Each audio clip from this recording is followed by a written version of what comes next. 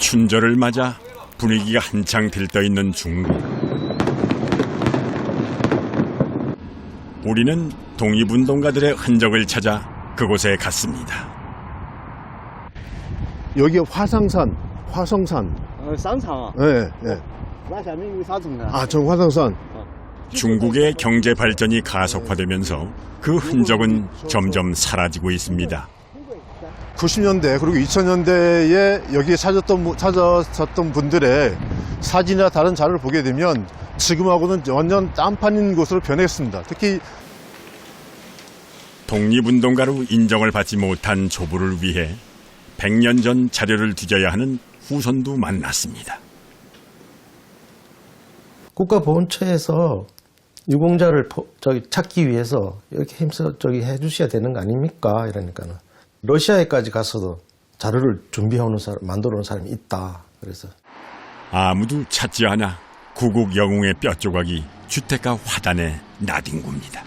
但是我知道是有一个很大的墓。 내년이면 임시정부 수립 100년. 그런데 왜 우리 앞엔 아직도 찾지 못한 이름들이 이리 많을까요?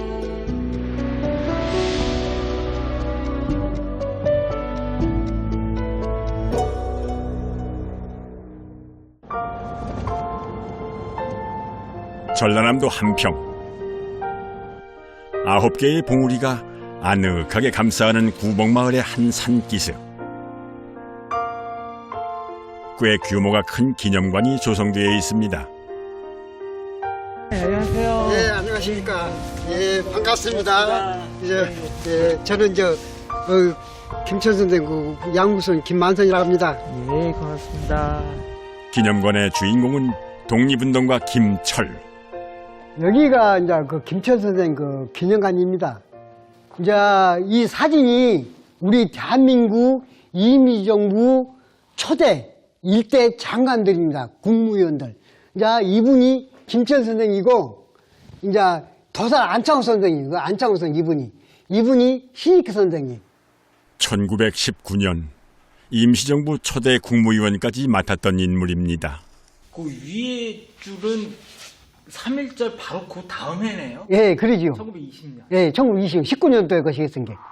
선생은 1917년 30 나이에 독립운동의 뜻을 품고 상하이로 떠났습니다. 자, 여기서 보다시피 이 사진 보시오. 이 사진 중에서 제일 그 나이가 어려 보이죠.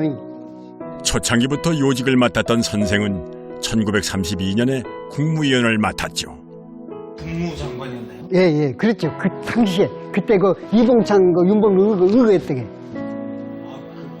예, 폭탄. 그게 그때 당시에 이제 사실상 윤봉길 의사 이봉창 선생이 직접 자기들이 없고 폭탄을 했지만은 지시는 김철 선생님이 지시했다고 그렇게 이제 소문이 나요.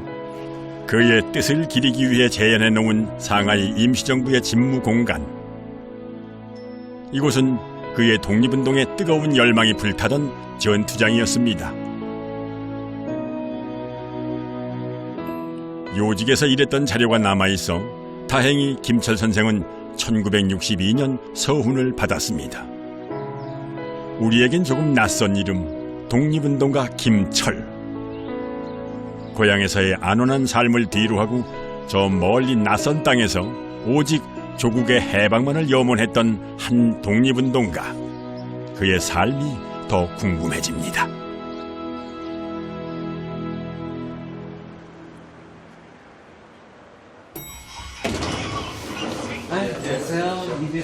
경기도 고양시에서 만난 이경우 씨는 집에 들어서자마자 귀한 그림 한 점을 보여줍니다. 이게 이당 이제 그 예. 화백. 이당 김은호 화백이 그런 겁니다. 네. 이게 말입니다. 나는 처음에 이게 바닥이 종이인 줄 알았는데 종이가 아니에요. 비단에다가 그랬더라고요. 이경우 씨가 모아둔 자료를 뒤져 우리에게 보여준 오래된 신문 속의 사진. 여기는 아까하고 다른 사진이지 않습니까? 네. 여기에는 제 할아버지 이름이 나옵니다. 여기 보면은. 1920년 임시정부 신년을 기념해 찍은 단체 사진. 김철 선생 옆에 이경우 씨의 할아버지인 이규홍 선생이 있습니다. 선생은 1919년 3.1 만세운동 후 상하이로 건너가 임시정부에서 활동을 합니다. 당시 독립운동의 근거지로 삼은 상하이는 개항과 함께 국제도시의 면모를 갖추었습니다. 무역도 활발해 왕래가 수월한 만큼 외교활동에도 유리한 도시였죠. 이곳에 흩어져 활동하던 독립운동가들이 결집해 1919년 4월 13일 대한민국 임시정부를 세웁니다.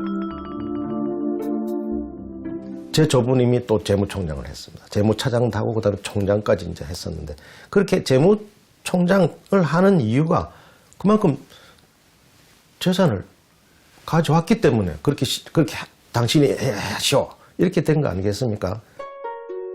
당시 독립신문에도 이규홍 선생의 활동이 나와 있습니다. 상해에 있는 불량선임 뭐 그런 자료네요. 예. 이게 일본 외무성에 있어요. 네.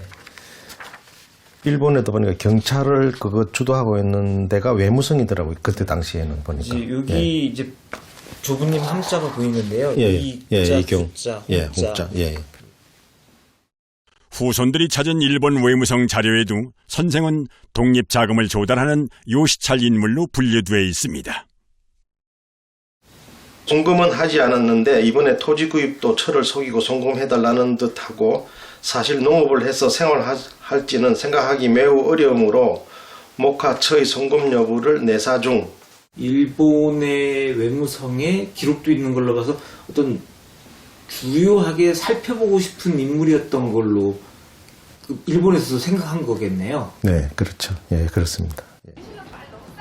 그럼에도 불구하고 이규홍 선생은 아직 독립운동가로 서훈을 받지 못했습니다. 손자인 이경호 씨는 5년 넘게 할아버지의 활동을 증명하기 위해 자료를 모으러 다닙니다.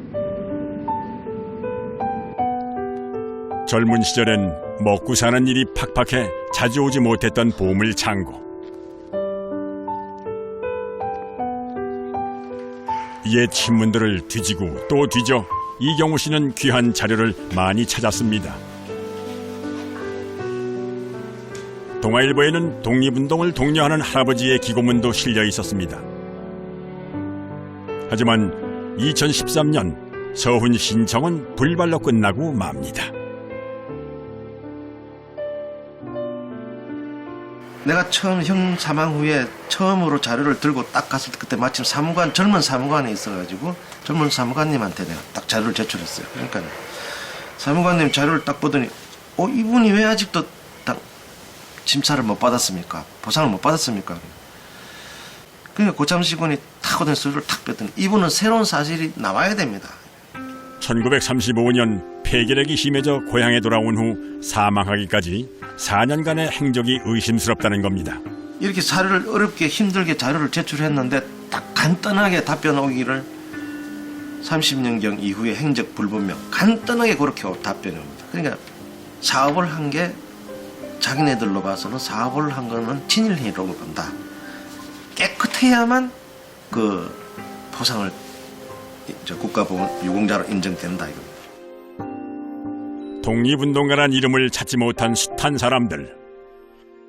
이경우 씨처럼 역사의 뒤안길을 뒤지고 있는 후손들이 얼마나 될까요? 언제쯤 그 애통함이 다 씻길는지 아득합니다.